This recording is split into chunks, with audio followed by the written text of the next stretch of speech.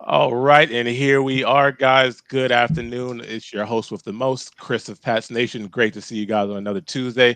Of course, I'm joined with this fine cast of gentlemen. We got Brett from Go Bills podcast. We have Dolphin Keith, and we have Anthony. We are AFC East Summit, and we got of course, we're gonna have fun and get into a little bit of some football, what we saw from last week, and what we've seen, and what we're expecting to see this week. So, without further ado, let's get into it, guys.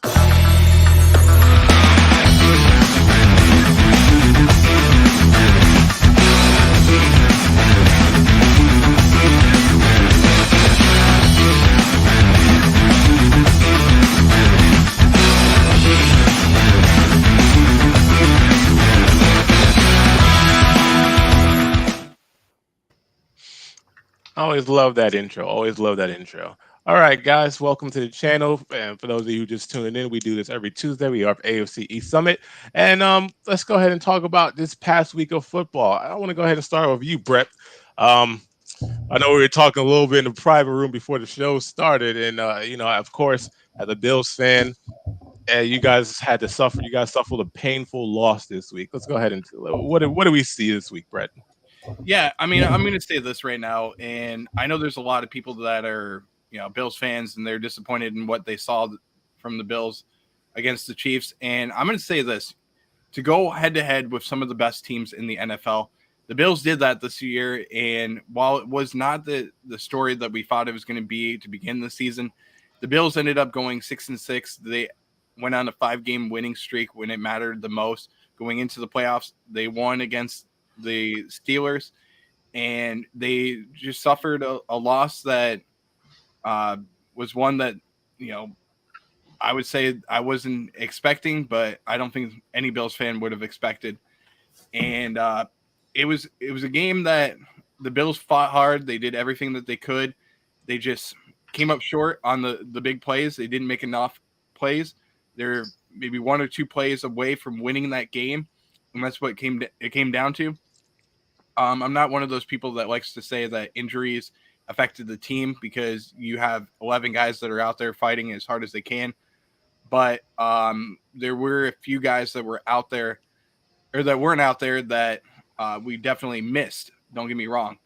And for the season to end the way that it did, when there's 31 other teams, including all three of us, that don't get to see our team win the Super Bowl this year, it's sad. So I'm disappointed, and obviously you guys are going to probably poke fun and everything. So I'm here for that. I understand where you guys are coming through from, and I've already seen a lot that came through already. Where there's ones that were pretty funny, like there's one that somebody posted where there was the Bills plane flying into Cancun, and they made a joke about it with the field goal post, and they Hmm. made it wide right. It was kind of funny joke that people have made. So there's a few other ones, but I got to say this too. And for those that are Bills fans and passionate Bills fans and members of the Bills Mafia, um, what we've seen throughout the course of the last 48 hours from Bills fans sending death threats as well as sending messages that were awful to Tyler Bass. That's disrespectful. Number one, he's a human being. He's somebody that he made him he missed a kick. He's made a ton of kicks for the Buffalo Bills throughout his career. He's been one of the best kickers in the NFL over the course of his career. And what has been said to him to lead him to deleting his Instagram is disrespectful. It's disgusting, and I don't condone it. So I'm going to say this right now: if you're one of those Bills fans that did that, I mean, jump off the bandwagon. I'm going to tell you that right now. That's disrespectful. That's not who we are, and I don't condone it. So if you're one of those people, I'm sorry, but you've shown a lot of disrespect, and I don't like it whatsoever. But you know, to the Bills Mafia members that have donated to his charity, it's already over $100,000. His charity that he has, I will actually put the description in the chat as well. For those of you that have done that, that's incredible to raise $100,000 for his Feeding Cats Foundation, which is incredible. And I just wish that he can get rid of the pain, but that's going to come later on in the 2024 season.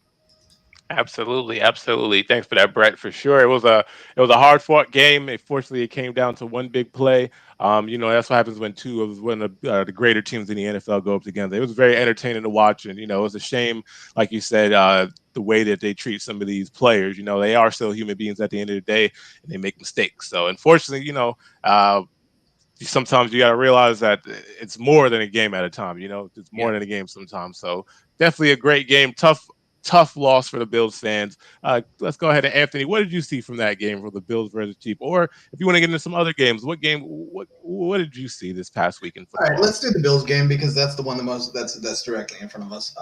Yeah. What I saw was largely two teams that both have like super elite quarterbacks. I mean, we're looking at probably the two best quarterbacks, maybe Lamar Jackson sandwiched in between them.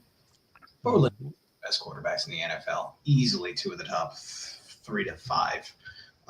Just absolutely like with dragging their teams kicking and screaming to that to that the divisional game. Functionally, Patrick Mahomes is like almost out there having to catch the ball for them.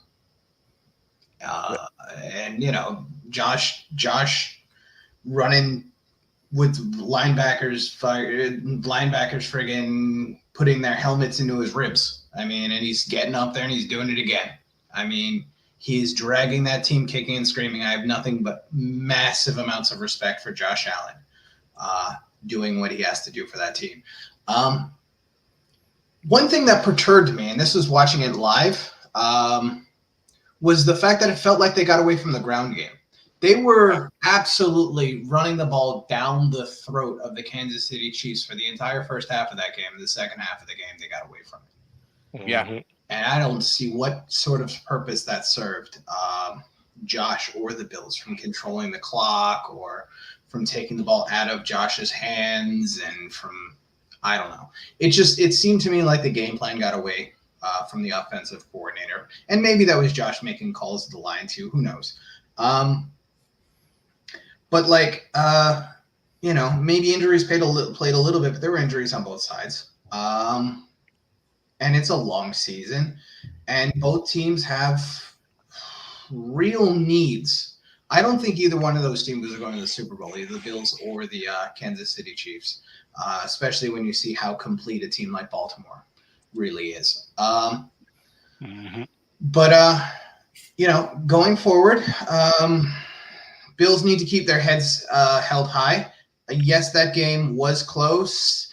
But, let's be real. That field goal was only going to tie it. And you were leaving almost 2 minutes on the clock for Pat Mahomes to do Pat Mahomes type stuff. The game wouldn't have been close if Mecole Hardman hadn't fumbled the ball on the one out of the end zone. Yeah. That would just as easily been a touchdown, a 10-point game, and nobody's complaining about Tyler Bass missing a field goal anymore. If you want to put it on anybody, Steph Diggs dropped a 55-yard bomb.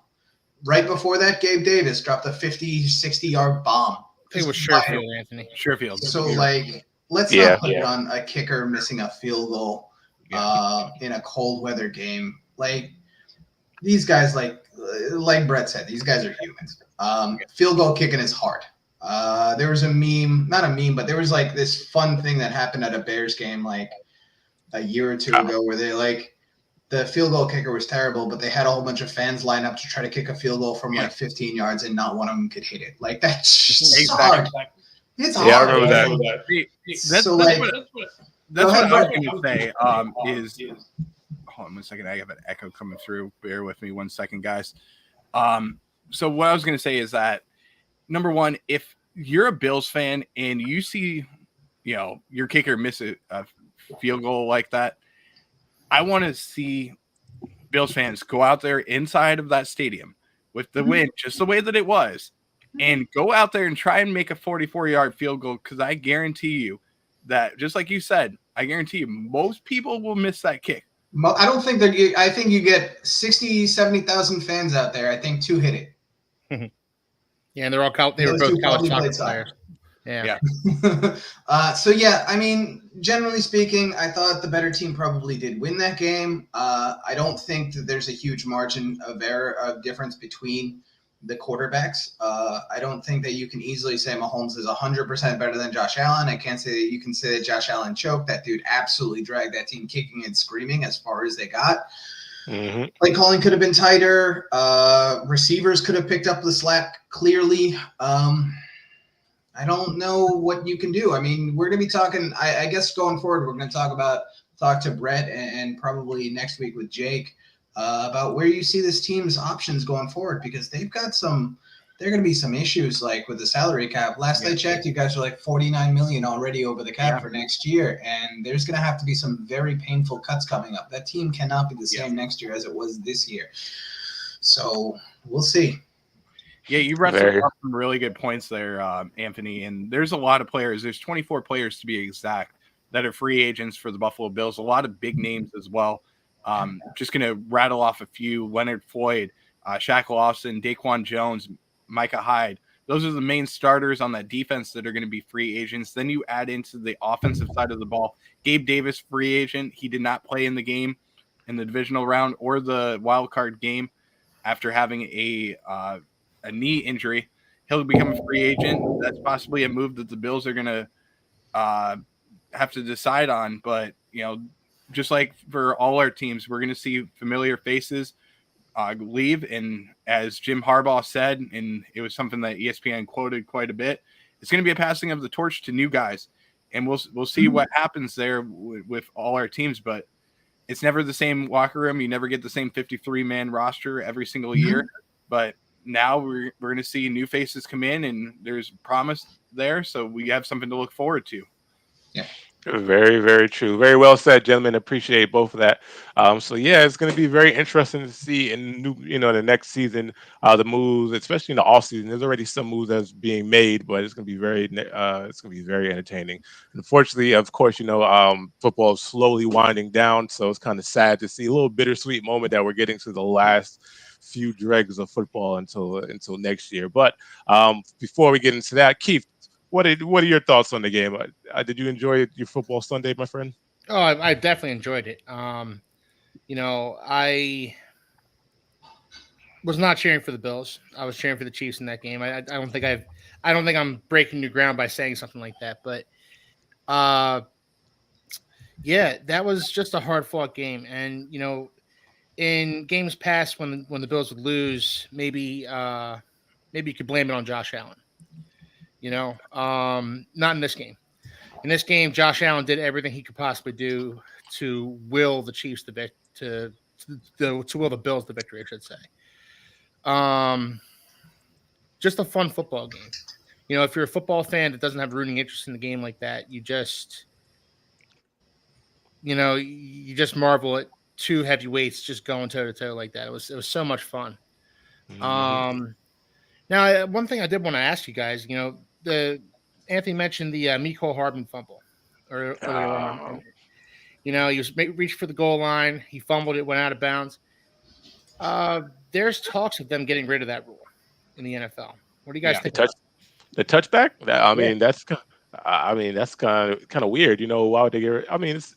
I don't feel like if it's not broken, don't fix it. So I don't see why. They made a couple of rule changes this year. I believe they got rid of the tuck rule. But it doesn't really make sense to get rid of the touchback rule. Like if you play good defense, and as you can see in that last possession, the possession where Mecole Hardman fumbled, it was just a good defensive play. He still wasn't down. The player went, punched the ball out of his hands, and they end up rewarding them the defensive efforts. So I don't see why you need to get rid of it, but yeah, I'm sure they have their thoughts on that. I'm going to go back like maybe 4 or 5 years ago when Austin Seferian-Jenkins was on the Jets, and there was multiple times where he fumbled the ball and it ended up going through the end zone, costing the Jets a touchdown. And then all of a sudden, offense of the other team is on the field, Jets defense is on the field, and they don't get the points put on the board. I understand the rule. Yeah, I get it. But I thought about, what could you do differently? And I think that if the ball goes into the end zone, another thing that they could do is it becomes a touchback for the offensive side of the ball, and they have to go from the goal line where they just were all the way back to the 20-yard line of their side of the ball. Then they have to go the 80 yards down the field again. That could be something that would be brutal to see. But can you imagine them deciding to do that? I think the rule is okay. Don't get me wrong, but that would be kind of funny to see, is that they have to go back 80 yards. But that's a rule that I like. It's just one of the things that happens. You make a play on the goal line, that's what you get. And I think the offense or the defense should be off the field. The offense should be on the field. Generally, I mean, the NFL has a couple of there are a few rules that are weird. That is one of the stranger ones. Largely because there's other rules you can't fumble the ball forward in the last 2 minutes of a game or something like that. You should either not be able to fumble the ball forward, or if you fumble the ball forward, it can be recovered by either team. I don't understand the timing of it. So fumbling the ball forward into the end zone and then out of the game of play, and that becomes a touchback. I'm okay with that being a flip, but we knew that is one of the things, to be honest with you, that we do need to address, because fumbling the ball forward into the end zone and then the offense recovering it and getting a touchdown seems like a really weird loophole also. Yeah. So either fumbling the ball forward can only be recovered by the defense, or it always has to go spot foul or spot to the spot of the fumble. You know what I mean? Yeah. I see what you're saying. What about illegal batting the ball out of bounds, which happened early in the game with Dalton Kincaid on that Stephon Diggs catch where he ended up fumbling the ball, and then Dalton Kincaid ended up batting it out of bounds, and they said it was an illegal batting. Do you think that should be something that the NFL should address, or do you think that they got the call right? I mean, I think it's a right for it to be a penalty, but I also think it was just a good heads-up play. Dalton Kincaid was able to save two fumbles actually in that football game. So, I mean, for one, that's a very high IQ play, but he just knew that there was no way he was going to get to it. There was about 4 or 5 Chiefs around it. I don't see was anything wrong with that one. I think it was just a good heads-up play, and it saved, them turning over the ball in good field position for the Chiefs. So, like I said, if it's not broken, don't fix it. Brett, correct me if I'm wrong, but was that a penalty because he batted it out of bounds, or was it a penalty because he batted it forward? Because he batted it out of bounds, and I believe it's also because he batted it forward. But if he batted it backwards, I believe it wouldn't have been a penalty. So right, but I think it's more about the going forward, or it was more actually horizontal than anything. But I think they determined it was going forward a little bit, and that's why. I think the actual problem with it was the batting it forward, because batting it out of bounds is just something that happens. Yeah. And so, I mean, I'm okay with guys batting it out of bounds, but that in and of itself isn't illegal. Batting it forward, none of us were alive for this game, but the holy roller between the Raiders and the Chargers back in the day. Guy on the Raiders fumbles it, and the guys on the Raiders just push it forward, and then the Raiders recover it in the end zone, and they take the lead with that touchdown. I believe that's how that went, and I think that's what the NFL is trying to. That's what they're trying to dissuade teams from doing. So as far as Anthony brings up a good point, you can fumble it into the end zone, but if the offense recovers it, it's a touchdown. That shouldn't be the case if you're going to do the touchback rule thing. If that's the case, then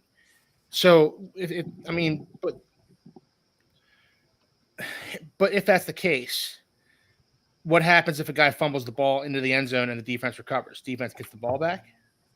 What happens if the offense recovers? Does it go back to the spot of the fumble? I don't. What would you have them do, Anthony?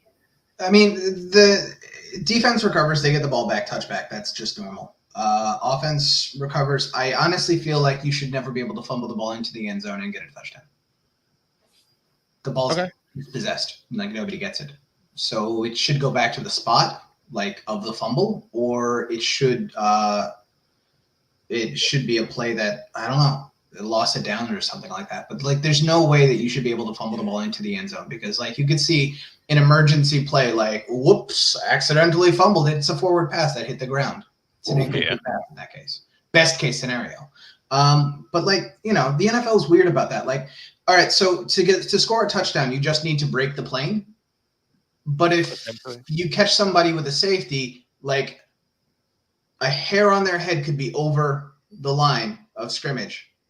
Ball's in the end zone, everything's in the end zone, but part of them is still out of the line of scrimmage or past the end zone on a safety. And if they didn't forward progress themselves back out of the end zone, it's still just on the 1 yard line or whatever. So you only need like to break the plane for a touchdown, but like you only have to have like a toenail over the line for it to just be a safety. We agree that that's a pretty weird rule. Well, I always thought it was if you get the ball out of the end zone at all. I didn't think it was a body part out of the end zone. I thought if you get the ball. No. So like a quarterback drops back. If his front foot is still out of the end zone, yeah, and he's sacked, it's forward progress where his foot was. Okay. As long as the ball was out of the end zone. I think the ball can be in the end zone as long as his forward progress left him the last place he was out of the end zone. It's like I don't think I've ever really paid attention to the rule, to especially like a safety rule that much. To I don't know, but I mean, I guess I could see your point. If that is the rule, then kind of like a touchdown versus a safety, it really should follow the same like rule of thumb. So I can see how that can be weird and confusing. These spots in the NFL not be where the quarterback put the football. Like somebody's running with the football, quarterback's running with the football, he extends his arm out. They put the spot where his leg was. Yeah. Almost 2 feet in front of him, but they put the spot where his leg was. Like the NFL in general is really inconsistent with their spots. Mm-hmm. I genuinely think most coaches could challenge a spot and win it 8 times out of 10 on a random play. We now suck like the Jets. Well, not quite like the Jets. We suck in our own very particular way. What do you guys think of that fake punt on the? How about Brett, what do you think about that? Brett, take us through that play, please. Okay, so I'm going to take you through it. And most people are going to disagree. The CBS actually had it wrong because I watched the all 22 film of it. There was 9 people on the field for the Chiefs. Only 9. Only 9 people on the field. Are you not counting the guy that was returning the punt? No, there's 9 people on the field for the Chiefs. Okay. I know people say 10, but there's 9 people on the field. Okay. So when you look at it, the Bills decided to give the ball to Damar Hamlin. I think that would have been a spark for the Bills if they do get the first down. It would have been great to see. Don't get me wrong. But in that play, when you're at your own 30-yard line, I disagree with the call.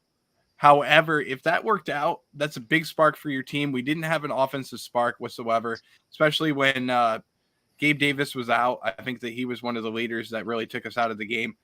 And then we had our punter, Sam Martin, who really couldn't kick whatsoever. He was averaging 39.5 yards per punt. And he also had I think his net average was in the 20s as well, because there's a couple of punts that ended up getting ran back.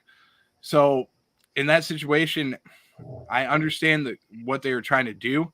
If you're doing it from 2 to 3 yards away and you give it to Damar, understand. But 5 yards away is just absolutely insane. I get it that they had a man short, or 2 men short, whatever. I know Anthony's saying that there was 10 men on the field. I mean, I'm looking at 10 on the line of scrimmage right now. Like 2 gunners on one side, 1 gunner on the other, and then 7 men in between the tackles. So like maybe they're hold on. 1, 2, 3, 4, 5, 6, 7, 8, 9. Yeah, 9 men on the line. So if there's somebody returning a punt, there's 10. I don't think they had anybody back there, so if I remember correctly. But 11 against 9. I mean, I'll take that all day. Don't get me wrong. I understand the play call, but why not put the offense on the field instead? Why not put Josh Allen out there was running for 8-9 yards a carry every single time? That would have been understandable. But they decided to give it to Damar Hamlin, which I understand will give him a spark and everything. It's just not the right play call in that situation. And I'm going to tell you this right now. I don't know how you guys feel. But I was disappointed. I think the one area the most that I was disappointed in was the play calling, number one, and the coaching by Matthew Smiley, the Bills special teams coach. I just felt like it was not very good in this game. Well, Brett, that's not a situation where you typically see a fake punt. But the way they were shuffling behind the line of scrimmage, the way those guys were shuffling, I thought that looks weird. Like, I don't know if you saw, Hamlin was on one side of the long snapper, and then he went over to the other side right before the ball was snapped. And it was like, that's not something these guys do. And I'm not going to sit here and say, oh, I called a fake, but I was looking at them and I thought, and I did think they're not going to fake it here, are they? And they did. And the Chiefs were keying in on that. And the fact that it was Damar Hamlin back there, that if Damar Hamlin gets that, that's going to be the wind beneath the Bills' wings for the remainder of the game. They're going to carry that and probably win the game based off of that first down alone. So to your point, Brett, about the special teams coordinator, didn't love the setup, didn't love the call there, didn't love the fact that it was Damar Hamlin, because Damar Hamlin kind of makes, he's a guy that sticks out. For better or worse, he sticks out. When he's on the field, you look for him. And the fact that he was out there just makes it that much harder of a play call to swallow, in my opinion. Yeah. I mean, the punt protector, dive just seems like a terrible play. Absolutely. If you're going to call something and you know that you have the numbers, that's when your puncher's throwing a pass. Yeah. It's still 5 or 6 yards that you have to pick up on that. And even if you're down, even if you're technically up a man, keep in mind the punter can't block. Even if you're even on men, it's still not a particularly great play, right? Because there's still 7 men between the tackles. That's rough. Those are bad odds.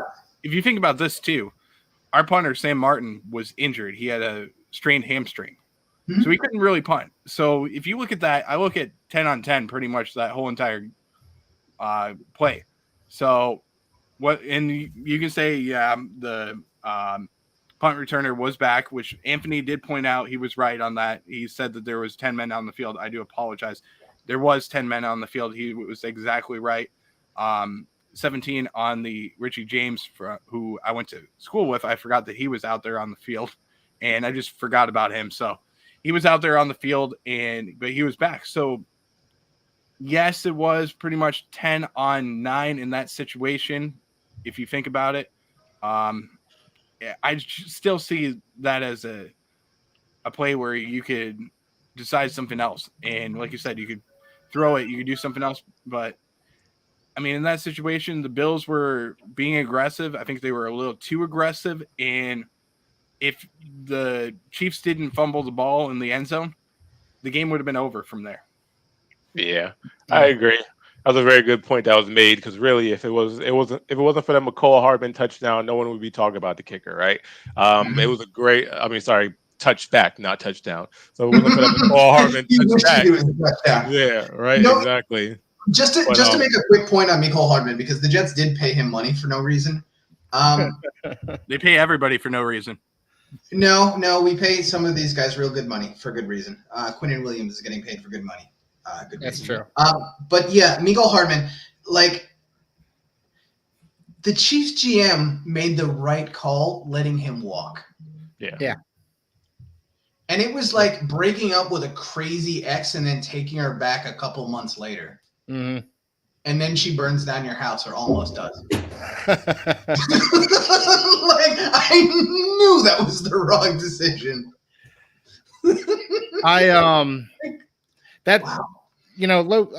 We've talked about the rule and everything. That's not a situation where Mecole Hardman should be stretching for the end zone there. He's surrounded by dudes. That's just a little bit of situational awareness, which is something that Mecole Hardman has always lacked. But a little bit of situational awareness would have been in line there, because that is not a situation where you want to be. And he probably wouldn't have gotten the touchdown even if he would have, even if he wouldn't have fumbled like that. He just wasn't in a position to get there. Yeah. So I was so pissed off. I thought, all right, well, that's it. The Bills are going to win. I was so mad when that happened. Hold on real quick. Just to answer Brett, who's now talking about Quinnen Williams, even though Von Miller just made, $14 million to make 5 tackles? I mean, it was $3 million a tackle. Okay, let's just think about that. Hey, pretty good deal. Yeah. Bring up the private chat, Anthony. You don't have to bring it up on the live air. Private chat for a reason. No shots fired here. Hey, it's a private chat for a reason. We're just doing it in the private chat, okay? No, I just very valid points. that's just not a situation where you should be stretching the ball. No. Absolutely not. And that's on him. Desperate. It was such a bad like. And it wasn't anything. And it wasn't something he needed to be doing, because Mahomes was moving them down the field just fine without Mecole Hardman stretching the ball across the end zone for him. One more play and the Chiefs are probably scoring there. You don't need Mecole Hardman. You don't need that extra yard from Mecole Hardman. Yeah. I was sick when that play happened, because I thought that was gonna be the catalyst for the Bills. Right? Because both teams were stalemated until that point. And then finally the Chiefs make a nice drive, and they're going to pull a 2-score lead. And there we go. Oh, no, Mecole doing Mecole stuff. Yep. Yeah. I agree, too. I believe that the reason, I know probably a big motivation factor why he even made the effort was because it was such a stalemate. It was like Anthony said, it was such a stalemate of a game. It was just back and forth, lead changes. It wasn't a minute of the game that wasn't exciting, where you would think, occasionally when the Bills went up, you're like, they got the momentum. They're about to take off with the game, and then Patrick Mahomes 2 or 3 plays down the field. Just good special teams for the Kansas City Chiefs, moving the ball on these kickoff returns. It was just a great game back and forth all the way through and through. So it was super entertaining. I really enjoyed watching it. And my favorite part too is the Bills lost, because I was cheering for the Chiefs. Man. So it was definitely fun, but I feel like let's get into some of the other games that we saw this weekend. I know we talked about Baker Mayfield and how much of a plucky quarterback he was. Let's talk about that Buccaneers and Lions game. Super entertaining all the way down to the last minute when Baker Mayfield unfortunately threw that terrible pick. I mean, he was beating him over the middle with K-Dot in all games. So I think it was kind of one of the predictive throws where he thought he could just go back to it and didn't even notice that the linebacker was right under him, just lurking. So let's go ahead and get into that game. What do we see? I'll start this off for you, Keith. What did you see about that Lions and Bucs game? Well, first and foremost, that last throw to Kate Otten, I know it didn't look like a great throw. It didn't look like a great decision, and it probably wasn't. But if that throw wasn't behind Kate Otten, he might just have gotten that ball in there. I love the way Baker Mayfield played throughout that game. He was plucky, as we've been saying. Man, I liked him coming out of college. I liked him with the Browns, and now he's with the Bucs, and he's finally starting to, mesh with that offense, mesh with that team.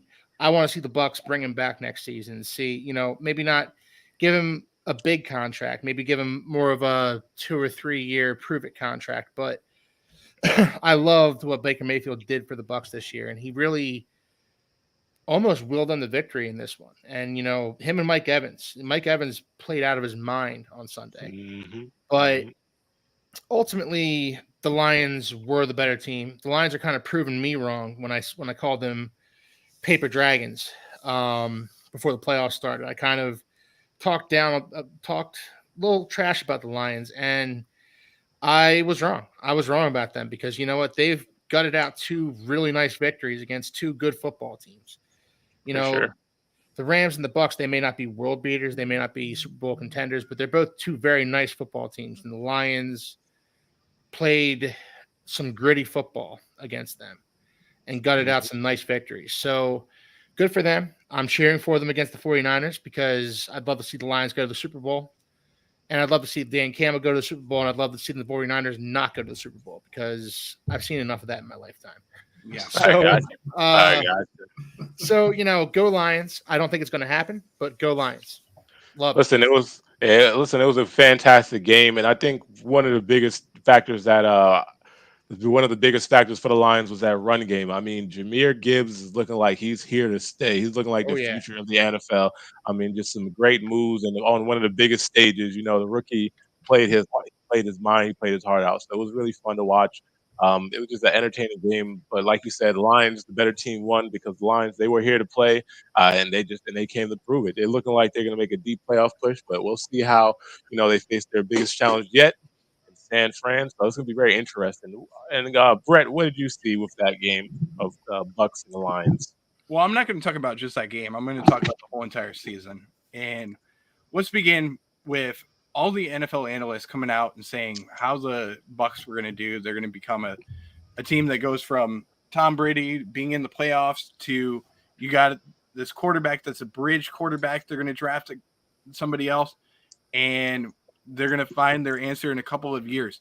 To go from Baker Mayfield being the starting quarterback, they're going to be a top 5 pick this year, to winning the division, to making it to the divisional round, and actually making a run in the playoffs is incredible. And great point, Brett. For a team that number one, people said that Mike Evans is never going to be the same. Chris Godwin's never going to be the same. They're also saying that Rachaad White wasn't going to be a good running back, that the defense isn't going to be the same. They did everything possible that they could and exceeded that even more. And I was going to tell you right now, I was one of the guys that thought that Todd Bowles was going to lose his job after this year. Me too. I'll admit it. Yep. Todd Bowles balled out and gave them every single good play call throughout the whole entire run in the playoffs, and they came up a little short. But you know what? I'm not disappointed with them. I think that they exceeded expectations. They have a good team. You got Baker Mayfield now they can re-sign him. They're going to pay him like $20-25 million, which is incredible when quarterbacks are on the market for $50 million, $55 million, somewhere in there. They're going to get a steal with Baker, who is a good quarterback. Yes, he makes mistakes. He's erratic with some of his throws. But when you ask him to throw 40, 50 times in the game, that's what happens. You're going to see the accuracy and the mistakes start piling up when you ask a quarterback to throw that many times. So I would say this was a great season for the Bucks. They have a lot that they can do this season, but you have Mike Evans that's a free agent. You have Levante David, who's getting older. Devin White, I believe, is on an expiring contract too. They have some decisions that they have to make, but this team is going to be good. Don't get me wrong. And it just depends on what Atlanta decides to do, whether they're going to get Bill Belichick or they're going to go with Jim Harbaugh, or maybe even a guy that's a little bit of a sleeper there in our guy and Joe Brady, who's in the running for that head coaching job. So whatever they decide to do, it's probably going to be the team that's going to be competing with them for the next couple of years. So they're just the Falcons are a quarterback away. The Bucks are a team that they just have to draft right and sign some good free agents, and they'll be set for quite a bit of time. Absolutely. Very, very, very valid points, Brett. Appreciate that. And for sure, I know speaking for myself, I spoke about Baker Mayfield a few weeks ago and talked about how I did not like Baker Mayfield, and I did not think he was a good quarterback. I know, bold claims, right? But I was solely speaking on what he had did in his tenure with Cleveland, because I thought he had all the weapons and all the potential back in Cleveland, and he didn't really make much of a run. And I think he kind of proved myself and a lot of people wrong. So it was very entertaining to see what he did this week, and it's very. I'm looking forward to seeing what he does with the Buccaneers in his future. Anthony, what are your thoughts on the game? I mean, it was similar to Keith. I didn't think that the Lions would be dominant in this game, and for a lot of this game, they really were. 4 sacks on Baker, 2 interceptions. Like they dominated the line of scrimmage, especially early on. We have to give the Lions credit, because their roster construction is really impressive. Like, that team is deep on both sides. What they've done with the offensive line, like we give a lot of credit for to Baker Mayfield, and we should. But like them building the line the way that they did to allow Jared Goff to play the way that he does, he's not a great quarterback. Like, but between the across the middle of the field in the short and intermediate routes or short and intermediate parts of the field, like he's a decent. He'll get the job done. They've built the running game. You're referring to Jahmyr Gibbs, who's looked fantastic at times. Very, very shifty, elusive back that can break a couple of tackles. He's better than I thought he was going to be coming out of Alabama. He was pretty soft at Alabama, in my opinion. He'd go down on first contact at Alabama. He would not pass protect at Alabama. He's playing very, very well for this Lions team, and they're playing out of their mind. Their best player is a rookie, Brian Branch, on defense. Their second best player is Aiden Hutchinson, and that dude is, while I think he's a little bit overrated, he gets pressures and he gets sacks. He converts pressures to sacks very, very well. On offense, like Amon-Ra St. Brown is a force of nature, especially with Jared Goff. You put Amon-Ra St. Brown and Laporta, Sam Laporta, is it? Yeah, Sam Laporta as their tight end, and because Goff lives by hitting passes over the middle, those dudes eat. Their offensive coordinator does a great job of maximizing the talent that he has. And again, I'll hit it as hard as I have to. Their offensive line is so capable of being dominant that, like, it can work. Yeah, they're making a team and making an offense dominant simply by leveraging the power of their offensive line and putting some skill position players around it. So they're like the anti-Dolphins, is what you're saying, Anthony. Yeah, no, I wish the Jets built that way. I wish that that way. Spent so much time, so much investment in on our lines, but not many GMs will devote that kind of those kinds of resources there. Yeah. And it keeps you from having to spend infinite money on quarterbacks, like Brett was talking about. There are quarterbacks out there. Daniel Jones, $44 million a year. Yeah. Think about having Baker Mayfield there. 25, 30, something like that. He's going to be a reasonable contract. And, the Bucks desperately needed this Baker year. Yeah. Because Baker's made like $2 million this year. They got a $2 million quarterback take him to the playoffs, deep into the playoffs. After all the salary cap stuff that they have to deal with Tom Brady and some of the cap contracts or cap numbers that they have to write out this year, they had a fantastic season. So all the hats off in the world to the Buccaneers. Lions keep rolling. I still don't, we need to put a caveat to the fact that the three best quarterbacks in this playoffs are all in the AFC. Yeah. And whichever team advances from the NFC is doing so off the strength of good coaching and roster management. Yeah. Because there's no way a Brock Purdy is dragging this Bills team to the Super Bowl. There's no way he's dragging this Kansas City Chiefs team to an AFC championship. There's too flawed. But you build enough of a roster around them and you surround them with talent and you manage the game well, and you can sort of get there anyway. Yeah. Very true. Very true. Go ahead, Brett. Go. Anthony, you brought up a really good point about the roster management, and I do want to get to the Lions and what they have done. Number one, they built around the offensive line. That's a very good point that you brought up. Penei Sewell, Frank Ragnow, two great offensive linemen on that line. Taylor Decker as well. But you didn't touch on the fact that they drafted 4 wide receivers since 2020, which is an incredible mark. They've also built around Jared Goff by getting Sam Laporta, by also getting Jahmyr Gibbs. And they also have a good defense around him with Aiden Hutchinson, Brian Branch. You add in Jack Campbell as well. And I'm going to forget the guy's name, but there's another linebacker on their team that's you mean like Anzalone or the Malcolm Rodriguez? Anzalone is who I was thinking of. Hard-hitting linebacker, by the way. I mean, he's making some big plays. And, the biggest thing that I thought about was they don't have the cornerbacks, but they do it by getting a pass rush. And when they get a pass rush, that creates the cornerbacks to be able to make plays, and it creates Brian Branch to be out there making plays. So that's where I'm getting at. But Brad Holmes has built this team very well, and when you have a GM in Brad Holmes that builds the team very good, and you have a coach in Dan Campbell, who, thank you for, I was going to say MCDC is what I was going to go with, but I thought that was a little too long to say. But you have a coach in Dan Campbell who's gets so much caffeine in his system that is incredible. But he brings the energy every single day, and you have all this excitement. You have a new atmosphere where you're exceeding expectations a little bit, and you're making deep runs in the playoffs, and you have the excitement from the fan base.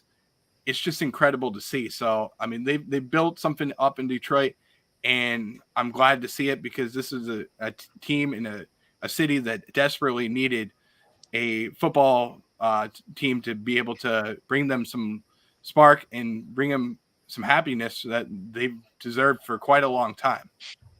Very true. Very excellent points, gentlemen. Excellent points, gentlemen, for sure. And I think one of my favorite things about watching the game and was talking about how the Lions organization, how they had faith in the Dan Campbell process. He had a rough first few seasons, and they didn't turn to look at him like, all right, well, he's killing, he's tanking our organization. Let's get him out of here. No, they actually established a communication between him, the players in the front office, and they got together and they developed that really gritty attitude. What do we see from the Lions right now? Just battling it out. Gritty football on both sides of the ball. And, you can really see that Detroit is coming together as an organization. And that's what we're really seeing. So, best of luck to them next week as they move on to their matchups. And I love what I saw from them. I knew that the toughest game that Detroit was going to face this season was going to be against the Rams. And they narrowly escaped that game by the skin of their teeth. So, so it's very, very entertaining football for them so far. And with that said, let's go ahead and get into the last matchup of the week, which was probably the least exciting, and especially, seeing what CJ Stroud had done this entire season. Ravens are a tough team. They're a team to beat. I knew that they were going to be one of those teams when they beat Miami and they beat the 49ers back-to-back. I knew that they were going to be the team to beat this year. And they were no different this week when they beat up on CJ Stroud and the Houston Texans. What do we see from that game? Brett, I'm going to go ahead and start with you. Matter of fact, have I started? I don't think I started with Anthony yet. Anthony, let me go ahead and start with you. I mean, CJ Stroud played about as well as you could hope a rookie quarterback to play. They couldn't get anything going in the run game. So, he's just eating blitz after blitz after blitz and, doing his best to try to hit his receivers. The Baltimore Ravens are the best team in the NFL. And he did what he could, CJ Stroud, that is. But functionally, there's very little that they could do. Texans held in tight, real tight in the first half.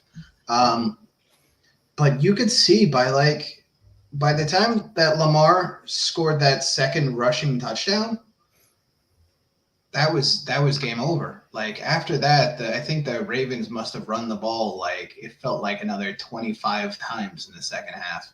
They just pounded it down the Texans' throats because that's what happens. And all of a sudden, even Dalvin Cook broke off a 12-yard carry or something like that. Yep. Dalvin's terrible, but even he could hit the hole enough to break it off.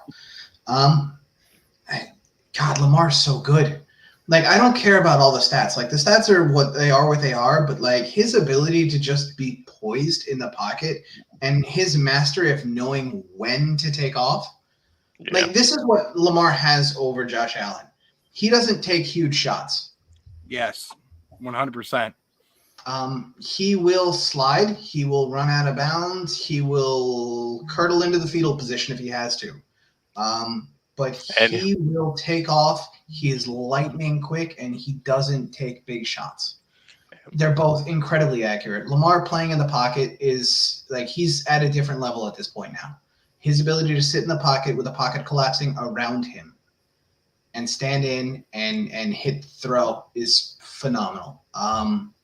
that second touchdown that he threw, the one to Isaiah Likely, where Isaiah Likely mossed the cornerback, like, guys, this is why you draft tight ends in the 4th round and let them develop for a year, because like you get basically the same thing. Isaiah Likely, I think, fell in the draft because he bulked up because he wanted to look like a prototypical tight end. He fell to the 4th or the 5th round or something like that because they drafted 2 tight ends that year. His tape the whole year was he had great hands, and he took off the bad weight, gave him a year to develop, and man, they have not missed a beat since losing Mark Andrews. Mm-hmm. Yeah, like I love it. For sure. So it looks like right now, like you mentioned, there's overall a great team, well-rounded, and like you said, Lamar Jackson, he's doing amazing things on the ground. I think he's the first player in NFL history to have 3 games of 100 rushing yards in the playoffs. Wow. I believe that was a statistic. So yeah, he's doing it all right now. Like you said, he doesn't take big hits. He's going to move out the pocket when he feels that pressure. He can stand in the pocket, and he's also going to juke you out your shoes when you try and catch him. So, he's just an amazing player overall. Brett, what was your take on the game for the Texans and the Ravens? Well, I'm going to say this. Halftime adjustments is the biggest thing that I noticed between the Texans and the Ravens. I felt like the first half, the Texans did an amazing job on defense. Second half, I think they got a little bit excited. They thought that, you ever get into like a football game or even like any sport where you start to feel like, hey, I got this. And then you start like half-assing a little bit and you start not taking it seriously. And the other team comes out and they start dominating a lot. That's what I felt like it was for the Texans in that second half. They felt like they were, competing with the Ravens, that they were going to go to the AFC Championship, and they just crapped a little bit. They crapped themselves a little bit. I'm going to say that right now. The Ravens put a gut punch in them left and right by running the ball, and that's one of the things that I didn't notice in the first half from them. They did a really good job of running the ball. They also did a good job of getting the ball to players like Zay Flowers as well, and Isaiah Likely too. It was a really good second half from them. The adjustments that they made, they were on the field quite a bit, and I just felt like in the second half that the Texans offense didn't do a good job of moving the ball down the field, and that's one of the reasons that the defense was on the field so much, and they ended up making a lot of mistakes. Mm-hmm. For sure. So, yeah, very, very good points. Very good points. Keith, what did you see regarding the with the Texans and the Ravens? The Ravens went. The Texans went as far as they could in this this season. Brett brought up a point about the Bucs, about how they were supposed to have a top 5 pick and they were supposed to be one of the worst teams in the league. Texans were supposed to be one of the worst teams in the league too. Yeah, rookie quarterback, rookie head coach, rebuilding defense, and lo and behold, you get DeMeco Ryans in there, who's a great defensive mind. Draft Will Anderson, Derek Stingley comes on, and you've got not an elite defense, but a defense that can hold its own. C.J. Stroud and a collection of guys who nobody really thought much of, and Nico Collins, Tank Dell earlier on in the season. Devin Singletary was a Bills cast-off. You got all these guys that they were just a guy. They were just guys, and C.J. Stroud brought out the best in them. DeMeco Ryans brought out the best in this football team, 100%, and he needs to be commended for that. So I commend the Texans on a very nice season. They went much further than I think anybody could have possibly seen them going.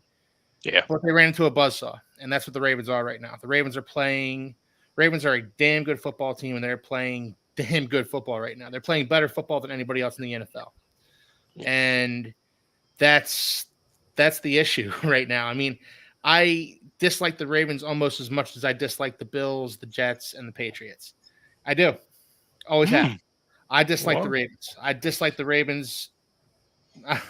I'm cheering for the Chiefs this week.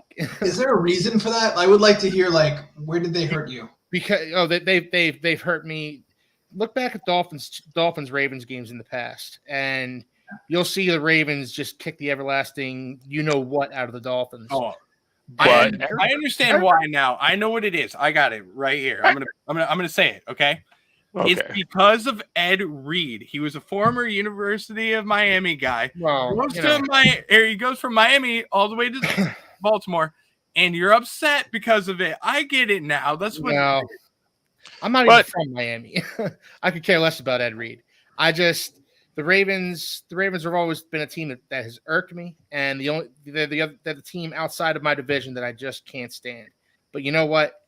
They are a damn good football team. They are probably the best. They're playing better football than anybody else. Lamar Jackson, as Anthony mentioned, is playing football on a whole different level. He's playing checkers, and everybody else is playing chess.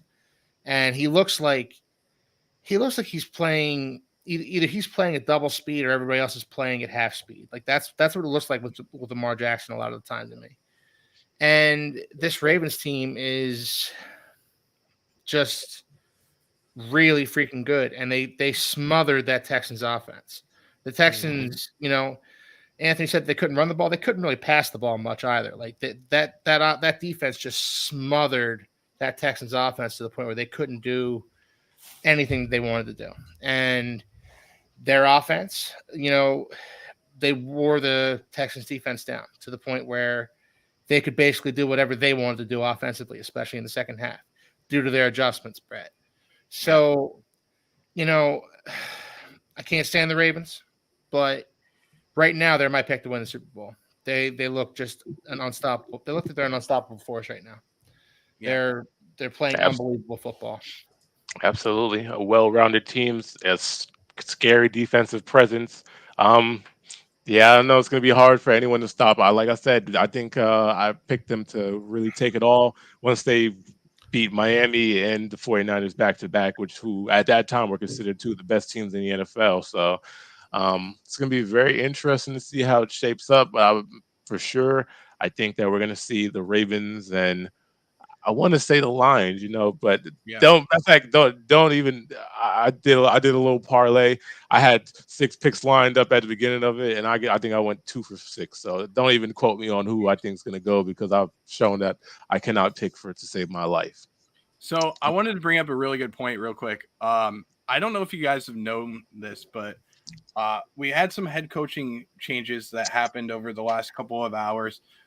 Brian Callahan goes to the Bengals, Titans, and that's a move that's one that I wasn't expecting. But did you know that since 2022, the entire NFL has transitioned from their offensive coordinators? So everybody has left their team since 2022. It's an incredible stat. I mean, it is wild that offensive coordinators have switched up that much. But the truth is, if you're the offensive coordinator of an offense that looks like good for 1 year, you're getting a job these days. Yeah, pretty much. Head coaches are getting fired faster than I think they've ever been before. And I think that if you even look like a kind of promising offensive coordinator, you're hired almost immediately. Especially if you're under the age of 45, Anthony. Yeah. Yeah. It's crazy. There's no more trust in the process. Yeah. What's up? There's no more trusting the process and giving them 3-4 years building behind a quarterback, having a bridge quarterback in place where you have a veteran quarterback that comes in and there's a rookie quarterback that's sitting on the bench. It doesn't happen that way anymore. But Brett, like Chris was saying about Dan Campbell earlier, how the Lions kind of put their faith into Dan Campbell and trusted the process, so to speak. Yeah. Some of these guys, and I'm not saying all of them deserve, 3 or 4 years to kind of, build their program up, but some of these guys deserve that 3 or 4 years. Yeah. And the Lions are reaping the rewards right now with Dan Campbell. Who could possibly, criticize what they've done with Dan Campbell? The Dolphins going into year 3 with Mike McDaniel next season. Yeah. And, believe it or not, there were people that were calling for his head after the Dolphins lost to the Chiefs last week. Mike McDaniel has given the Dolphins more success than I've seen in the last 23 years. And that's sad to say because they still haven't won a playoff game, but that's the truth. He's given the Dolphins more success than I've seen in the last 23 years. Back-to-back playoff berths. Haven't seen it in 23 years. So back-to-back losses from the Bills. Yeah, but still. Just kidding. No, I hear you, and I hear what you're saying, and but this is the reality that the Dolphins are in. They need to trust the process with Mike McDaniel the same way the Lions trust the process with Dan Campbell. I think there needs to be more patience amongst NFL GMs and NFL owners than there has been. I think the media and I think the owners are a huge problem. In the way the NFL is run. Yeah. I think owners like David Tepper, let's bring up that guy. Ownership group. Do you, Anthony? Yeah. I mean, it used to be sort of like a thing where like talk show radio, and I feel like it started in the Northeast. Keith, you've been in Philadelphia a long time, right? Yes. All right. Yes. New York radio, Philadelphia radio, Boston radio used to be the guys that on WFAN or whatever that they'd call for every coach to get fired every 25 seconds. Mm-hmm. They did it with baseball, fire the manager. They did it over and over and over again. It was like a big thing. And I don't know exactly when, but at some point the national media just started doing the exact same thing. And you have the people on the shouty shows, the Stephen A. Smiths, the Nick Wrights and whatever, that just want everybody fired every 10 minutes. So like you lose a game, you're fired. Yeah. I did a show about this yesterday, and I mentioned the NFL insiders that are, being trolls now. It's pretty much you could be the biggest troll in the media, and you get a job. That's all it takes to be an NFL insider on ESPN or Fox Sports or wherever the case may be. I don't even mention their names anymore because they don't deserve their names being recognized because they talk so much crap. That's all they do. It's just loudmouths that are obnoxious. They're idiotic people that don't understand sports. They just have a job because they're tenured. It's that kind of like engagement farming that I think has really seeped into the mind of like the average fan. Yes. Because I can remember a time when I was young and I had like older uncles and maybe my father even like, we're like, oh, well, we got more. We got more wins this year than we got last year. We got this coach. Let's get behind our team. Mm-hmm. And it's just not like that anymore. There's just no respect. No, there's no respect for the process at all. Well, unless you're a Dallas fan, and looks like they're going to keep their coach. Jerry Jones is an old school owner. I mean, he's been the owner of that team for 30 years. You see it with the same thing with like the Irsays. Like, I think he's an absolute buffoon of a human being. Yeah. But, like, he's owned the team since his father's owned the team. The Pittsburgh Steelers have stuck with Tomlin, but that's an ownership group where they've owned the team for 100 years. Yep. The same thing with the Maras with the Giants. They've owned the team for 100 years. The Cincinnati Bengals have owned the team for 100 years. Yeah. Because they've owned the teams for this long, they know what it's like to go through the process of rebuilding and starting over and firing a coach every 10 minutes is something that Dan Snyder would do. Yeah. Mm-hmm. No, it's something that David Tepper would do. But Chris, to your point, like, do you think the Cowboys made the right move in hanging on to Mike McCarthy?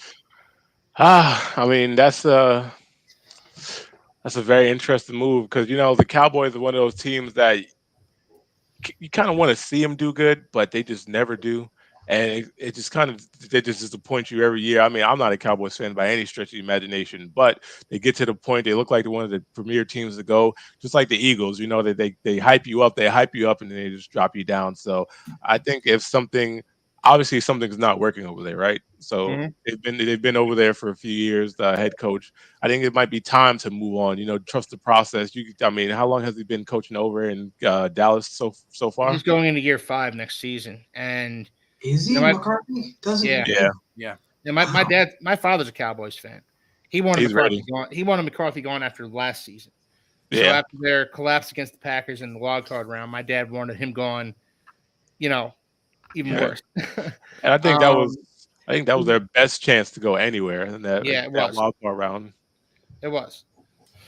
And I don't know if McCarthy's to blame. I don't know if but it feels like somewhat of an overcorrection. We talk about David Tepper not having any patience with a guy like Frank Reich, hiring him and firing him halfway through the season when Frank Reich had a bottom of the league roster. A roster that Vince Lombardi would have found it difficult to win with. Yeah. And then you have Jerry Jones is I think it's a bit of an overcorrection, hanging on Mike McCarthy for another season. I think that they needed a fresh voice in that locker room because their collapse against the Packers, something's not clicking in Dallas. I mean, I feel like the overcorrection though with Mike McCarthy is the fact that like there's such a good roster they could have attracted any head coach they wanted. Yeah. They could have had a Harbaugh. Could you imagine? They could have had a Harbaugh. Yep. They have that good of a roster. It's not like a rebuild. It's not like Carolina, who are just gonna like hire whoever will agree to go there. Mm-hmm. Like they have a team ready to compete. Mm-hmm. And speaking of Carolina, it looks like they're hiring Ron Rivera, the Commanders' head coach, as their defensive coordinator. So that's some news right there. The Panthers are? Yeah. The Eagles. The Eagles, rather. He's going to the Eagles. Okay. Yeah, I thought the Eagles. Yeah, all right. That's a good move by the Eagles. He's good. He's a good defensive coach. He's stable. Sure. He's stable. He gives them some stability instead of like the Patricias of the world or the guy that's Sean Desai. They fired their offensive coordinator as well. Brian Johnson. Yeah. But Ron Rivera, like you said, Anthony, he's a stable guy. That's a good hire, a good solid hire by the Eagles. Good job by them. A no nonsense, disciplined guy that the team will fight for. If you remember back when he was with the Washington Commanders, that team fought around him, and they had bottom of the league talent too. And Sam Howell ascended. You look at the team that they had, especially after losing Chase Young and Montez Sweat. They still rallied around him. They did a good job throughout the season. So he's going to bring a good style of teams for them. And his defense is going to be legit. If you remember back to 2015 when he took them to the Panthers to the Super Bowl, it's going to be a defense like that. Trust me. For sure. So it's going to be very interesting because I know one of the biggest struggles for the Eagles, it seemed like their offense kind of just took a crap halfway through the season, and then their defense was really giving up. But they had a lot of older veteran players, which is one of the biggest complaints. They just weren't, they just probably needed to hire some younger staff. They didn't have that speed that they needed to really compete with some of these wide receivers in the NFL. So it's going to be very interesting moving forward to see how the Eagles do. I mean, I just really can't wait for the next season of football, especially as this is winding down. And with that being said, let's get into some of these next week matchups. Like I said, I'm done predicting. I'm done picking who's going to win and who's going to lose these games because I was completely off last week. So I'll take your opinion on it. And let's see. Let's get into the first one. We got the Ravens versus the Chiefs. And we also have the Lions versus the 49ers, guys. I don't want to get into score predictions because I know. In fact, let's get into score predictions. Let's see. Brett, I'm going to start with you. Let's go with Ravens and Chiefs. Who do we have winning that game, and how do we no score prediction for you, Brett? All right. Well, how do you see that game going? You don't have to predict the score, but how do you see that game going? Listen, I'm going to tell you this right now. It's going to be a heavyweight matchup between Patrick Mahomes and Lamar Jackson. I'm just going to preview the game because you have a lot of playmakers out there, and Travis Kelce. You add in Odell Beckham Jr., who hasn't been spectacular, don't get me wrong, but you know that when he's out there on the field, he can make plays. And then on the defensive side of the ball for the Ravens with Roquan Smith and Patrick Queen and Kyle Hamilton, I mean, the guys that they have around them, it's going to be fantastic. And then you go to the Chiefs defensive side of the ball, you add in Chris Jones, you add in Ladarius Sneed, who's been playing pretty good lately. And then Nick Bolton, who did a decent job against the Buffalo Bills, and George Karlaftis as well for the Chiefs, who's having a monster season too. This is going to be one of those games that's going to be fun to watch. It's going to definitely going to be a good atmosphere, and I think that Patrick Mahomes is going to ascend the Chiefs to high marks. But either way that the game's going to go, I'm not saying that the Chiefs are going to win. I'm not saying that the Ravens are going to win. It's going to be fun to watch, but keep an eye on Rashee Rice, who's a rookie receiver from the Kansas City Chiefs. He's going to make his mark in this game. Mark my words. For sure. We've been seeing Rashee Rice slowly stake over that wide receiver 1 point, that wide receiver 1 position rather. And we know that's quite a feat in Kansas City because it looks like their wide receivers kind of just on rotation. You know, they come, they go, they have good seasons, and then they just kind of fall off. We've seen it in Sky Moore, who kind of disappeared from the game plan. And we know that mostly the Chiefs' offense is dominated by the likes of Travis Kelce. You know, he's one of those dominant players that you just got to force feed him the ball. So it's very, very interesting to see how he's been elevated in this offense and how, you know, I'm really looking forward to seeing what he's going to do moving forward. And Anthony, what are your thoughts on this game with the Chiefs and the Ravens? How we feeling about this game? Yeah, I just think that it's going to be the Ravens lean on the Chiefs a little bit too hard. You saw in this last game against the Bills, and the Bills have a good defense. It's not like stifling, but it's pretty good. Just like how few playmakers that the Chiefs actually have. And Travis Kelce is getting old, so like. Yeah, you're basically relying on rookie Rashee Rice, the ghost of Travis Kelce passed, and Patrick Mahomes to do magic to score points, because you can't trust Mecole Hardman. Marquez Valdez-Scantling made a nice play, but like you can't really trust him either. No. Justin Watson had a horrific drop this game. Isaiah Pacheco is a good running back. But like, so is Devin Singletary, not Antonio Pierce, but the other Pierce that Houston have, and Baltimore just stifled the line of scrimmage. Antonio Pierce is who you're thinking of, buddy. Yeah, no, it's going to be the Ravens. So ultimately, like, I think there's just the Ravens have too much firepower for the Chiefs to stifle, and I don't think the Chiefs have enough firepower to match with them. I see it going in a similar way to the Houston game, where like the game might be tied at halftime and then might just look like a blowout by the second half.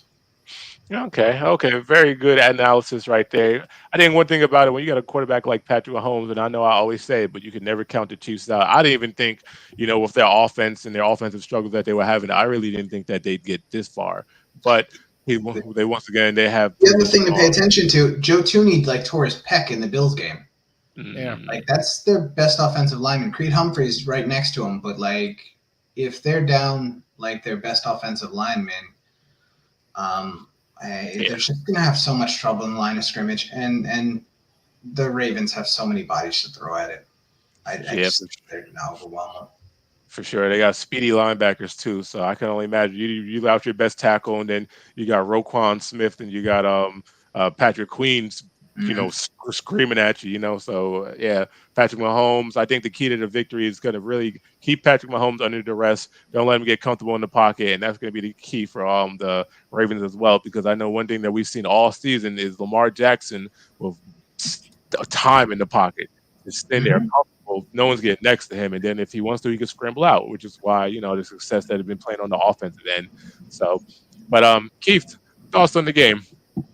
Well, first and foremost, I'd like to thank Tom for tuning in. I've been talking to him in the chat a little bit. Oh, yeah. And while I have you, why don't you go ahead and answer this question that we have for Tom? Yeah. So do I want Tua back next season? Absolutely. I think that there are things he needs to work on. I think the Dolphins need to work on their offensive line. We talked about this last week, but there are things he needs to work on. The Dolphins need to work on their offensive line. Tua needs to kind of find a middle ground between 2022 Tua and 2023 Tua. Whereas 2022 Tua, he would try and extend plays too much, and that got him hurt.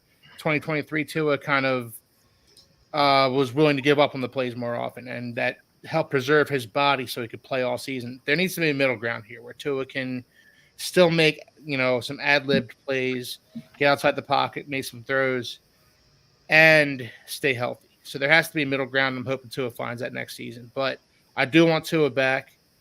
And Ryan Fitzpatrick, love Fitzmagic. I have a I have a Fitzmagic bumper sticker on the back of my car. I love Ryan Fitzpatrick. I do. Yeah. It's a really cool design. I have a T-shirt with Fitzmagic. It's like the goatee and the beard. Yeah. Okay. It's a cool design. I've seen it before. Yeah, I got it. So yeah, I love Fitzpatrick when he was at the Dolphins. Nice, just a great guy, gritty player. Anthony, Brett, I think you'll both agree with me. Oh yeah. Chris, can you do me a favor? Can you put up a comment from Go Bills podcast real quick? I want to make sure that this is known because I'm going to tell you this right now. Bills Mafia made Fitzmagic the person that he became with the Miami Dolphins and the person he became with the Tampa Bay Bucks. There's no other franchise that would have made Fitzmagic the same type of person as he was with your franchises, because I'm telling you right now, he came from Cincinnati. He was a nobody there. He was a backup quarterback. He ended up getting the starting quarterback position for the Buffalo Bills, made a name for himself, got paid from the Buffalo Bills, ended up sucking, and then ends up going to a different franchise where the starting quarterback was, got paid there, ends up getting hurt. That whole entire cycle that we normally see from Fitzmagic, it pretty much started with Buffalo. So that's where it started, and that's where he's going to end up, in my opinion. When I look at the jerseys that he wore, and he wore so many different jerseys with, the Jets and the Miami Dolphins, he's always going to be a Buffalo Bill, in my opinion, because that's the franchise that pretty much started his career. All right, so getting back to the Chiefs-Ravens game, I need to answer Tom's questions there, but getting back to the Chiefs-Ravens game, I'm taking the Ravens. I'm taking them comfortably. If anybody can will a team to victory against this Chiefs team, it is most definitely Patrick Mahomes, but I just don't see it on Sunday. So I know nobody's giving score predictions. I will give you one. 31-14, Ravens over the Chiefs. So you see it similar to the way I do with the Houston game, where it stays close in the first half, and then the Ravens just walk away. But in the Houston game, it felt like the Ravens were playing with their food a little bit, and then come out the second half and they just blew them away. Yeah, so that they're the more talented team by a long shot, and I think that's the same thing. I love Patrick Mahomes as a quarterback, but I think this is the least talented Chiefs team he's had since he became a starter. Yeah, for sure. But somehow he's still making magic happen. So you just got to kind of appreciate the greatness that is Patrick Mahomes. I could imagine, him in a place like Tampa Bay. That'd probably be a dynasty that would just never end right there. But but yes, but so definitely, I'm really excited to see this game. Ultimately, I'm in the same category as most people. I want to see the Ravens win, and it's not to say anything about my dislike or anything for Kansas City, but I think Lamar Jackson is playing with a chip on his shoulder. As great as he was in college in Louisville, he really fell to that, the last pick of the draft. And I think ever since then, he just kind of wanted to prove himself that everyone who passed on him in that draft he's gonna teach him that it was a mistake. So I'm really looking forward to seeing him actually, make it to the Super Bowl and hopefully win a Super Bowl. If anybody wins this year, I want to see the Ravens win. So that's my pick. But so let's quickly get into this. I know we're running a little show on Tom, so let's quickly get into this Lions 49er game. I know me personally, I want to see the Lions win. It's an organization who's been suffering. I think they said they haven't won a playoff game since the 60s, if I was correct on that. Or so to see them actually take it to the conference champions and possibly a Super Bowl, I know that's a great feat for the city. Jared Goff is playing out of his mind, and I know there was a lot of questions when he left LA whether he was good or not. They had to trade for Matt Stafford and him straight up, and I think Detroit to this day is happy that they put that bet on Jared Goff. So that wasn't even straight up. They threw a pick with Goff too. They threw they gave Goff away for whatever anybody would take from him. Yep.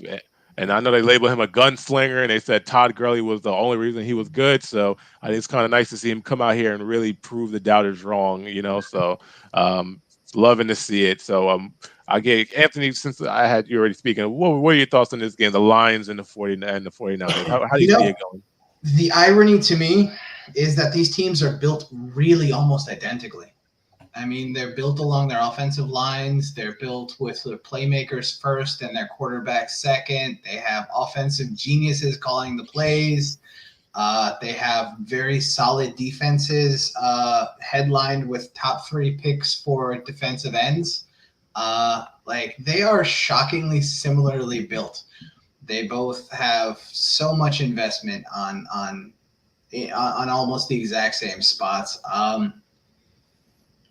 Yeah, I would like to see. I would like to see the Lions make it through. It's hard to say because I think the 49ers are one of the better teams in football. So I expect the 49ers to win. But I just want a good football game. I want the score to be close. And I don't think the 49ers have blown the doors off of anybody. That game against the Green Bay Packers was a 3-point game. Yeah. So there's nothing to say that the Lions can't keep this game very close and maybe even steal it at the end. And Dan Campbell is such an aggressive coach. That's one thing we haven't talked about Dan Campbell. That dude goes on for 4th and everything. Yep. Remember a few weeks back, last week of the season, I think it was week 18, where he just goes for 4 plays in a row. There's a penalty, goes for it again. There's a penalty, goes for it again. Gets moved back, goes for it again. Gets moved forward, goes for it again. This dude wouldn't even kick an extra point. He is the craziest, most aggressive coach in the NFL, has been for the last 3 years. And if there's anything that can give you a chance to win, it's that kind of aggression. Yep. They don't call him Dan Gamble for no reason, right? That's a great nickname. They call him Dan Gamble for sure. That's a great nickname. I didn't even know that. I love it. Yeah, so I love to see that aggression from Dan Gamble, and I hope we'll see a little bit more about that. And I know it's going to be a challenge for Brock Purdy, who he seems to struggle against tough defenses. He kind of disappears, and the 49ers against the offense. 49ers, of course, the offense suffers. So when you can't get your receivers like Deebo Samuel's involved in the running game and the passing game, and Brandon Ayuk, it really, it really puts a challenge on Brock Purdy to step up. And next year, if they don't make a big push, I know all those contracts are coming up, so it might look like a different 49ers team. So it's now or never for them. As long as they're paying nothing for their quarterback, they can make anything happen. I mean, Brock Purdy is literally the lowest paid quarterback in the NFL that you could possibly have, being a 7th round pick. Yeah, I think he has a $900,000 a year salary, which is cool. It's still good. It's way more money than I'm making, but but for sure, it was definitely the lowest player in the NFL. So, Keith, what are your thoughts on this game? Yeah, this is going to be a fun one. I'll say that right off the bat. I think the 49ers are a little bit better. I think they're a little bit more battle tested. I think they're a little bit more equipped to win a game like this, and they're the home team. So, I'm taking the 49ers. I'm going to take them in a close one, like a 24 to 18, 24 to 19, something around there. I like what the Lions are doing. I just don't think they're quite ready yet to make the final leap. I'll say this. I took the 49ers and the Ravens. I'm cheering for the Chiefs and the Lions. Those are the 2 teams I'm cheering for. So, I'm hoping I'm wrong. But I think just the 49ers, they've been knocking on that door for, a couple of years now. And I think that they feel like they got robbed of a Super Bowl berth last year when Brock Purdy went out so early in the Eagles game. He tore his UCL in that NFC Championship game last year. Yeah. Against the Eagles. Mm-hmm. So I think the 49ers have been riding that all season. They kind of have that chip on their shoulder, like they should have been the Super Bowl team last year as well. So I'm taking the 49ers, and I think we're going to have a 49ers-Ravens Super Bowl. Hopefully it's a better game than the Christmas Day game. Yep, that's true. That's true. And have you ever seen that myth, the famous Super Bowl myth of how every time they pronounce or announce where the location is, they always have the colors of the team who are already playing in there. So I think they had a little bit of a bluish, purplish, and red mix. So people were kind of speculating against who was going to play. So I saw that too. And God, I hope that's not the case. I hope that's not, because I don't think any Super Bowl logos for the next 10 years are like aqua and orange.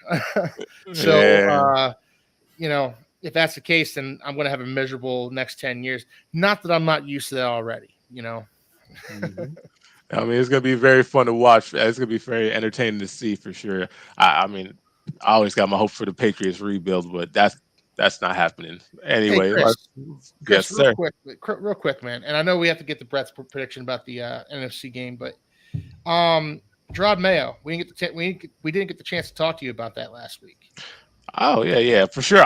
Let's get Brett's point real quick, and then I'll get into Gerard May with the little bit of time we Sounds have good. left. All right. So Brett, what do we have? What do we have?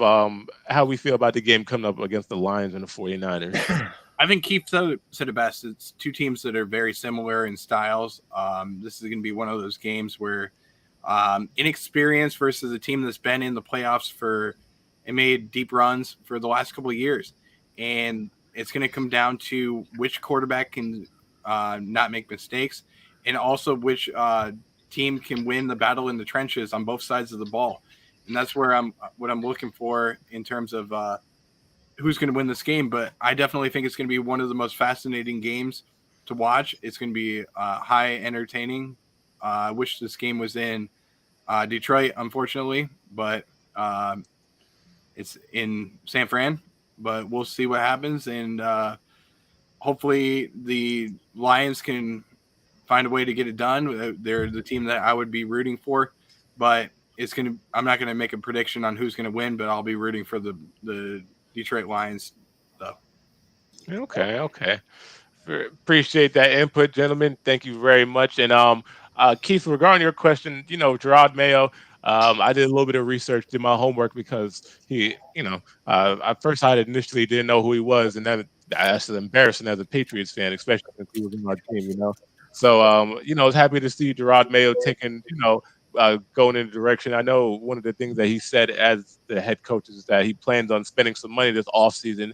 So that's wonderful to hear to me as a Patriots fan, maybe going after some big names and helping fill those holes that we're looking for and seeing what we do in our draft next season. So, Bill, of course, you love a legend like Bill Belichick and all he's done for the organization, but you kind of feel like everything's in good hands and they made the right decision moving forward. Even though that's yet to be proven, all I have is optimism at this point because I know I went into the season with a whole lot of optimism. I'm just going to end on the same optimism because that's all we have. That's all we have, right? Well, Chris, I love your optimism, man. Thank you, sir. Thank you. Going into the season, your optimism Set finishing second. It made me smile. I said we were going to finish second, and yeah. Boy, I didn't know how much of a downturn Mac Jones had taken, and even now they talk about how he's acting like a prima donna in the locker room, and just I guess the team is just kind of tired of Mac Jones at this point. So, hopefully, seeing some moves to get him out of there will be what was something that he'll do as his first move as a head coach. And if he does, I'm going to love him forever. So let's go Gerard Mayo, looking forward to it. And of course, like I said earlier in the beginning of the show, the season's winding down. This is our last official week of football before the Super Bowl. And guys, if you do enjoy the show, remember to like, comment, subscribe, shoot us some comments after the show. We do respond, or we try to at least respond and go back and look at some of the comments you do send. We do appreciate all of our participation, everybody commenting. We do go live every Tuesday, 8 o'clock. So definitely feel free to tune in. Next week, I believe we have Jake hosting with Bills Mafia, and he is going to be doing trivia. So a little something to shake it up. So look forward to that, guys, as well. We're going to be working and planning on some off-season contact because we know that is the most dreadful time of the year when football is done.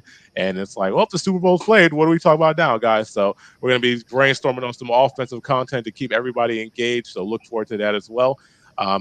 Wonderful show again, guys. Thank you, Brett, Keith, Anthony. Always a pleasure. And let's go ahead and go on these final notes. Some final walk-away points to go with? Anthony, I'm going to start with you, my friend. Really just looking forward to the next few weeks or so, watching these last 3 games left of real football. Yeah. And then we have the Pro Bowl coming up, and I think the Pro Bowl is going to have a skills competition, if I'm not mistaken. Yeah. So we might get the thing that I've been talking about forever, which is just offensive linemen doing the bench press and cornerbacks and running backs and wide receivers running a 40-yard dash and stuff. We might actually have some fun this year. Who knows? Hopefully, because last year I remember Tyreek Hill didn't even run for real. I remember he was in the skills competition for the race, the 40-yard, and he didn't feel like running. So I was a little disappointed not seeing a cheetah run at his full potential. So we'll see. Maybe this year, right? Yep. Keith, go ahead and take us off with the final talking points. I'm with Anthony, man. I'm down for some skills competitions. That was always my favorite as a kid. So bring it back. I'll be a happy camper. And in regards to the kind of stuff we're going to be getting into the off season, we have draft prep coming up. We have free agency coming up.